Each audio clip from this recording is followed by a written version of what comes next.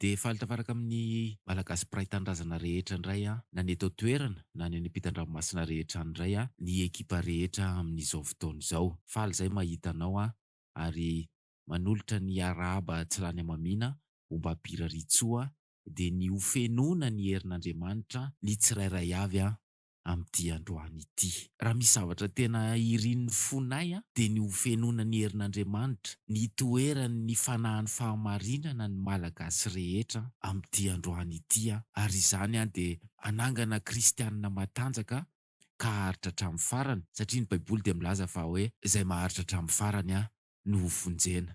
Izany ny tena miboboka ato anatin'ny fonay ny irary anao haharitra hatramin'ny farany. Ka raiso ny fankasitrahana tolotry ny ekipa rehetra anao amin'izao fotoana izao amin'ny fanehoanao fa solidaire amin'ny malagasy rehetra ianao ary porofonao izany amin'izao fanatrehanao ny fiarahantsika eto izao. Ty le fotoana efa natokany zanak'Andriamanitra hifampaherezana amin'ny alalan'ny tenin'Andriamanitra. Tsara izany tiany Jesosy zany zany ny andidiny antsika de ndao hanatanteraka an'izany am-pifaliantsika. Mankasitraka indrindra ny tompo hanonitra ny ora laninao, ny tompo hamalysoanao ho fenon'ny heriny sy ny fanahiny masina ianao de ifampitantana indray tsika andeha hanohy ny hazakazaka mandra-pahatonga an'i Jesosy. Ndao koa tsika hisaotra ny tompo noho ny amin'ity androany ity indray fa nomeny fotoana indray tsika andinihan-tena, nomeny fotoana tsika hibebahana. Efa nianarantsika teto zany fa ny fotoana rehetra de famindrapo. Tsy nanao ninon'inona tsika de novelominy indray. Rehefa nahazo famindrapo tsika de ndao andini-tena, ndao hibebaka fa sao de mbola misy pentipentina na sao de sanatry izany sao de mbola misy loto mihitsy de ndao hibebaka fa raha maty ao anatin'izany fahalotoana sy ny misy pentipentina zany de tsy hanana ny anjara lovany an-danitra mihitsy. Ndao hibebaka, ndao anantona ny tompo fa akaiky izy, ndao anantona ny tompo fa mitady atsika izy. De zany mahatonga antsika misaotra azy satria tena enjehany eran'ity zao tontolo zao ty mihitsy ny malagasy hoe aiza nareo ry malagasy. De ndao tsika handray an'izany famonjeny zany ary hanolotra ny tenantsika ho fanatitra velona ankasitrahan'Andriamanitra. De manasa anao indray ny tenin'Andriamanitra amin'ity androany ity ndao hianatra ny fahamarinana antsika. Raha misy olona vaovao tafaraka aminay eto amin'ity androany ity de tsara ny mampatsiahy fa zao fandaharana zao de mba hahatonga ny malagasy hitoeran'ny fanahin'ny fahamarinana mandrakizay. Misy dingana lavabe tsy maintsy andalovan'ny zanak'olombelona rehetra eo amin'ny fiainana ara-panahy. Raha metomboka izany ohatra hoe amin'ny fampianarana ny fananana baiboly tena izy. Ampianarina ny olona mba hanana baiboly tena izy fa tsy hampiasa baiboly virtuel na any anatin'ireny telefaoniny ireny. Mandra-pahatonga ny hitoeran'ny fanahin'ny fahamarinana mandrakizay ao anatiny de dingana lavabe zany ary mandritry ny androm-piainana mihitsy. Tsy mora zany, tonga de tenenina sy toriana sy ianarantsika fa tsy mora zany dingana zany. Ary ny tenin'Andriamanitra de milaza hoe fa enti ny vavahady ary tery ny lalana izay mitondra any amin'ny fiainana ka vitsy ny mahita azy. Raha misy olona zao vao tafaraka aminay ka tsy tena vonina marina ny hikatsaka amin'ny fanjakan'Andriamanitra de ny baiboly de milaza fa ny devoly de miasa manala ny tenin'Andriamanitra ao am-pon'ny olona sao de ho vonjena izy. Ka averina eto foana, ka toriana, ianarana, lazaina eto foana fa tsy mora ny mpianatra Jesosy. Zany toe-tsaina vonina ny anaraka an' Jesosy ao anatin'ny sarotra zany ny ilaina amin'izao fotoana izao. Ka raha misy olona amin'izao fotoana izao zao vao tafaraka aminay misaotra betsaka anao miaraka aminay eto fa ny fahamarinana koa de milaza fa tsy mora ny ho mpianatra Jesosy zany. Tsy atao hoe ho fampitahorana akory zany fa mba hananana toe-tsaina vonina ny haritra sy hanana faharetana amin'ny fanarahana an' Jesosy. Jesosy efa niteny fa izy momba antsika mandra-pahatonga ny fahataperan'izao tontolo izao de manao asa mahagaga amin'ny fiainan'ny olona izy. Maniraka ny fanahin'ny masina izy mampahery. ka manasa ny malagasy mpiray tanindrazana ny ekipa rehetra amin'izao fotoana izao ndao hifampitantana amin'izao fiazakazahantsika izao ndao ho tohizana foana izao fankahirezantsika amin'ny alalan'ny tenin'Andriamanitra izao mandra-pahatongan'i Jesosy. Ndao apetraka eo am-pelantanan'ny Tompony fotoanantsika fa amin'izao andro farany izao efa tokony ho fiainantsika mihitsy zany misy ny fanatrehan'ny fanahy masina zany. Efa tsy tokony ho vaovao amintsika intsony efa tsy tokony ho asiana fanontaniana betsaka na hisy fisalasalana intsony zany hoe fanatrehan'ny fanahy masina zany. Izy no hampianatra antsika ny tenin'Andriamanitra, izy no hampianatra antsika ny zavatra rehetra,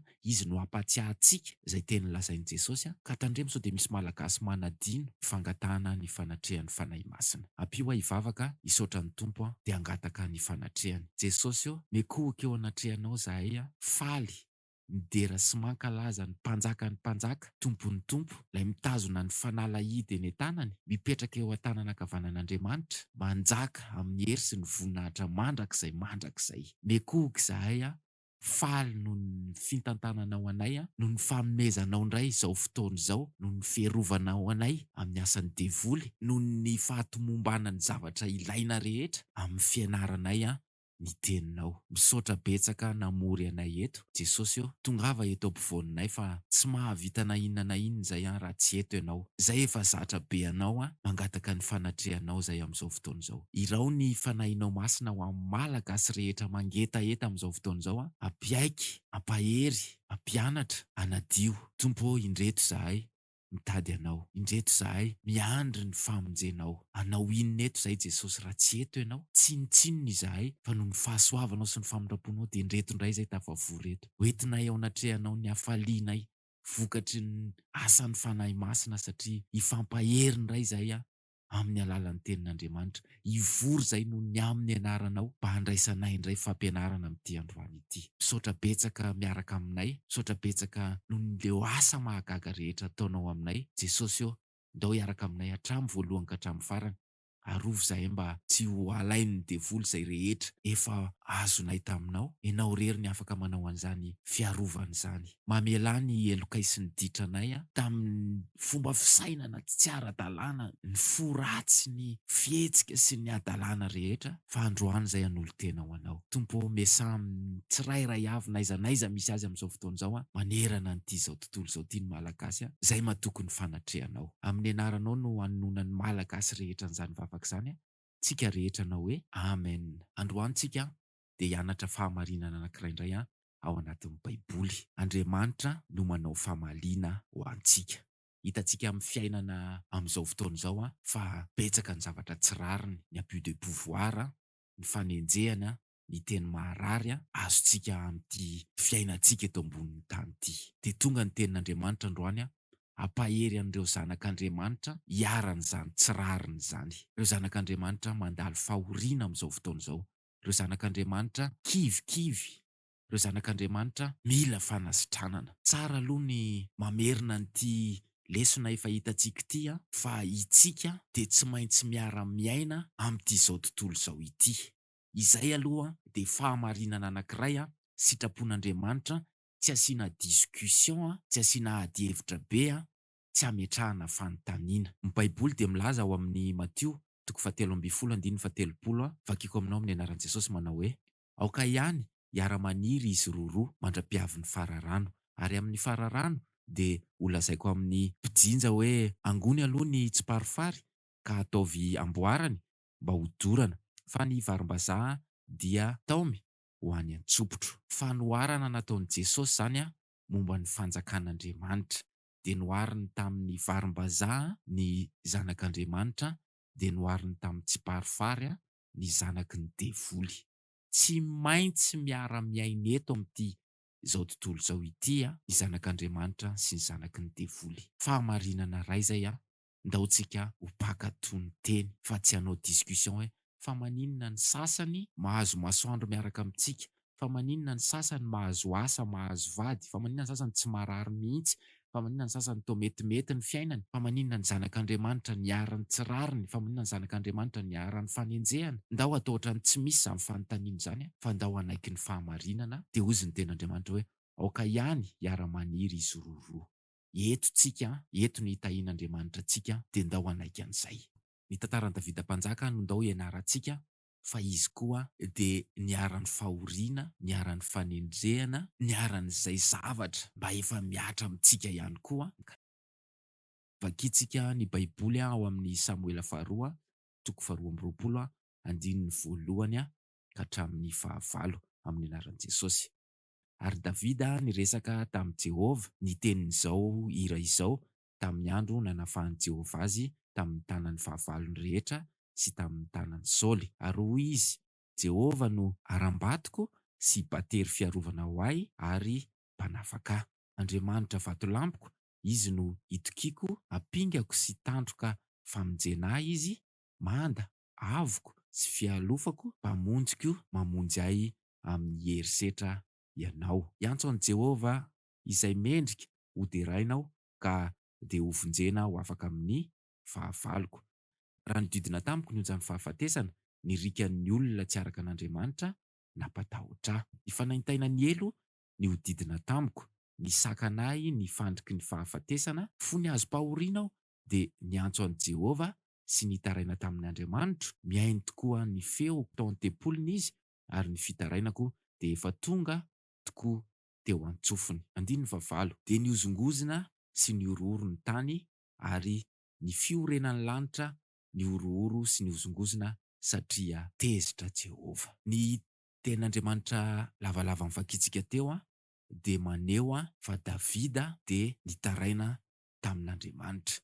Eo amin'ny andininy voalohany dia hozy ny ten'Andriamanitra hoe: ary Davida niresaka tamin'i Jehovah. Ny dikan'izany miresaka amin'i Jehovah zany dia mivavaka. Efa imbetabentsika no nianatra nivavaka teto dia mbola tohizana ihany zany satria hozy ny ten'Andriamanitra hoe mivavaka aza mitsahatra. Dia tojom-pahoriana Davida Mpanjaka, fony izy mbola tety ambonin'ny tany dia nitaraina tamin'Andriamanitra izy. Misy malagasy tafaraka aminay ve eto androany? Tojom-pahoriana dia zany ny fianarana ataontsika amin'ity androany ity, fa Andriamanitra no manao fahamaliana ho antsika. Matetika dia lasa mitaraina any amin'ny ray aman-dreny, matetika lasa mitaraina any amin'ny zanaka, mitaraina any amin'ny mpiara-monina, mitaraina any amin'ny mpampianatra, mitaraina any amin'ny mpanompon'Andriamanitra, mitaraina any amin'ny manam-pahefana, mitaraina any amin'ny olona manana toerana ambony. Olombelona ohatra antsika ihany reny mba manana ny fahoriana ihany koa izy dia androany ny Baiboly mampianatra antsika fa ndao hitaraina amin'Andriamanitra, fa anazy tsika, izy ny nanao antsika, fantany zavatra mahazo antsika,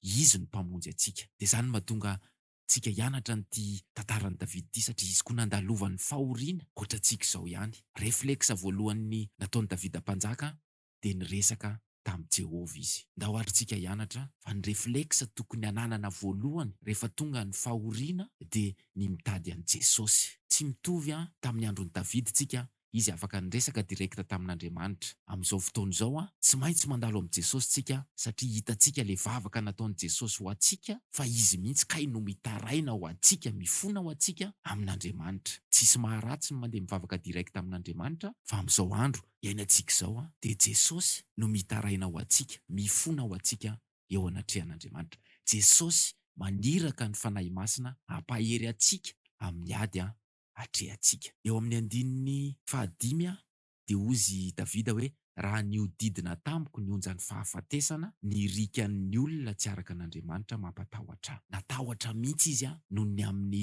reo olona tsy araka an'Andriamanitra. Niodidina tamiko hozy ny onjan'ny fahafatesana, efa tena nanodidina azy mihitsy zany ny onjan'ny fahafatesana, tena hitany mihitsy hoe iny le fahafatesana fa manonja makany aminy. Natahotra izy, amin'ny maha olombelona dia natahotra izy. Misy olona ve amin'izao fotoana izao hianjadiny zavatra tahaka izany, misy mampatahotra anao ary tsapanao mihitsy ny onjan'ny fahafatesana fa efa eo amin'ny fiainanao. Mety eo am-pandriana ngamba le olona marary, mety misy olona te hamono ngambany amin'ny alina, mety efa tena imminent be ngamba io ady nukleary any an-dafy io, dia matahotra. Inona ny tokony atao? Ndao hitaraina amin'i Jesosy fa zany ny mahazo antsika. Ny fanaintaina ny elo niodidina tamiko. Davida aloha dia mpanoratra, dia mahay manoratra izy, fa le fomba fanoratany azy hoe ny fanaintaina ny elo niodidina tamiko. Raha itsika zany dia mety nataontsika misotra fotsiny hoe tena efa tena manakaiky mihitsy ny fahoriana, tena ory farany description any Davida amin'ny fanehoan'ny fahoriany zao efa akaiky aminy mihitsy ny fahafatesana amin'ny ataon'ny olona, efa misy tady fofo ny ainy de tena nianjadin'ny fahoriana marina izy, ary tsy nisy hoe na Davida azy tsony tamin'izany fa tena hoe misy mifofo ny ainy. De inona ny zavatra nataony nitaraina tamin'Andriamanitra izy. Nisakana ozy nifandriky ny fahafatesana. Ty Saoly mpanjaka ty de tena nifofo ny ainy Davida mihitsy, fa Andriamanitra niaro azy. Impiry izy nefa saika maty, fa ny tanan'i Jehova mihitsy no niaro any Davida. Inona le fahoriana mahazo amin'izao fotoana izao? Tsika ane zanak'Andriamanitra, zanak'Andriamanitra ane enao sao de adin'ny malagasy fa Andriamanitra no miaro antsika, ary efa nametraka ny fiainantsika eo an-tanany itsika. Fa matetika variana n'ity zao tontolo zao ty sy ny resabe ataon'ny olona tsy araka an'Andriamanitra, ny fampitahorana sy ny fampiororoan'ity zao tontolo zao ty de matetika resy ny zanak'Andriamanitra. Androany ray amerina ny malagasy amin'ny fahamarinana ny tenin'Andriamanitra. Andriamanitra no manao famalina ho antsika. Tena tsapa mihitsy zao ny hoe hiaran'ny tsirariny ny zanak'Andriamanitra. Be da be zao ny olona loza be, ny abus de pouvoir, ny fanambakana, ny fiainantsika isan'andro isan'andro de misy an'izany. De te hamaly tsika mba mitsiritra hoe raha mba manana olona ambony, raha mba nanana ny ray aman-dreny, raha mba nanana ny zanaka de mba afaka nifanehatra tamin'ireny olona ireny. Fa androany amerina ny malagasy amin'ny fahamarinana amin'ny baiboly tsika tsy hitady olona, olombelona mitovy atsika ihany reny tian'ny tompontsika androany ankato fa Andriamanitra no manao ny fahamalina ho antsika. Ty fotsika miboiboky te hamaly, te hanohatra, tian'ny tompontsika hiaritra an'izany, tian'ny tompontsika angina, fa Jesosy mitaraina ho antsika fantany zany, fantany io mahazo anao io, fantany mahazo antsika menakavy, ny orooro, ny tahotra, ny fanahiana, tsika te handova ny lanitra, tsika sahirana amin'ny fiainantsika ara-panahy, tsika zao mianatra zao, tsika mba teo kristianina matanjaka. Fantatry ny tompo zany, de tonga ny teny androany manasitrana ny malagasy rehetra, Andriamanitra no manao ny fahamalina ho antsika. Tonono mihitsy zany ho anao,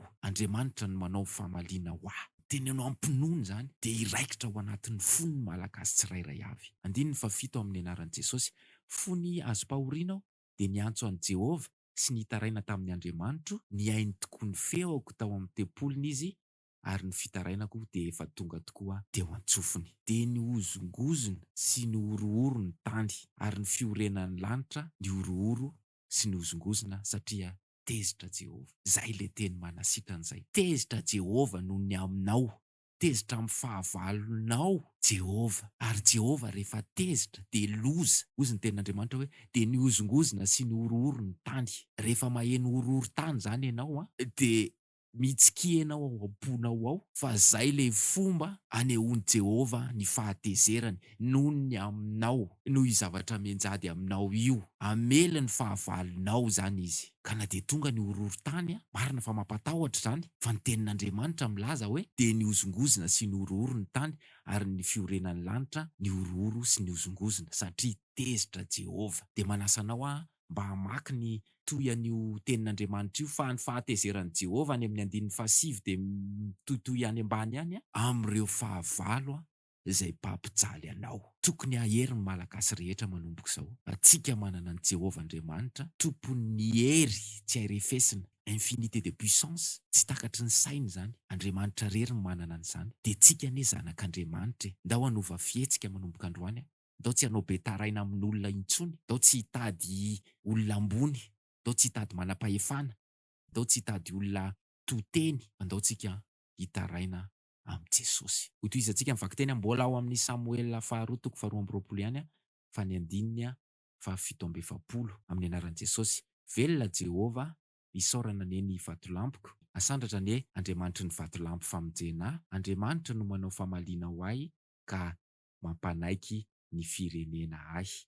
De ilay mitondra ho afaka amin'ny fahavaloko, eny manandratra koa ianao ho amboniny izay nitsangana nanohitra, nanafaka ahy tamin'ny olon-doza be ianao, koa izany no isarokanao Jehova eo amin'ny jentilisa sy irako fiderana ho an'ny anaranao. 9 farany, izy no tilikambon'ny famonjena ho an'ny mpanjakany ary aneo famindrapo amin'ny voaosiny dia Davida sy ny taranany mandrakizay. Zay ny fiderana nataon'i Davida fanandratana an'Andriamanitra, satria rehefa nitaraina tamin'Andriamanitra izy io izy ny tenin'Andriamanitra hoe nihainy tokoa ny feoko tao an-tempolony izy ary ny fitarainako dia efa tonga tokoa teo antsofony. Mampianatra antsika ny tenin'Andriamanitra androany fa Andriamanitra mahita ny zavatra mahazo antsika. Jesosy mahafantatra ny fahoriantsika. Dia ampianariny tsika amin'ity androany ity rehefa tonga ny fahoriana, rehefa manoloana ny olona loza be, any ampianarana, any ampiasana, ao an-trano, any am-piangonana, eo amin'ny fiarahamonina, n'aiza n'aiza le atsika misy olona tsy araka an'Andriamanitra, dia ndao ampiasaina ny lohalika, ndao ampiasaina ny vava, ndao hitaraina amin'ny Jesosy. Ndao entina eo amin'ny Jesosy ny fahoriantsika, fa tsy itsika no andeha hiady, tsy itsika ny andeha hifamaly, tsy itsika ny andeha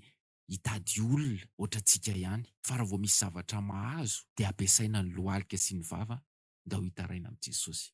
Fomba amin'izao fotoana izao ny tonga dia mandeha mitory. Ny fomba amin'izao fotoana izao tonga dia makany amin'ny manam-pahefana, makany amin'ireo olona ambony. Fa androany ny Baiboly amerina ny malagasy amin'ny fahamarinana, ndao tsika hanao ohatran'i Davida hitaraina amin'Andriamanitra. Dia afaka ny hanao fiderana ho an'Andriamanitra tsika.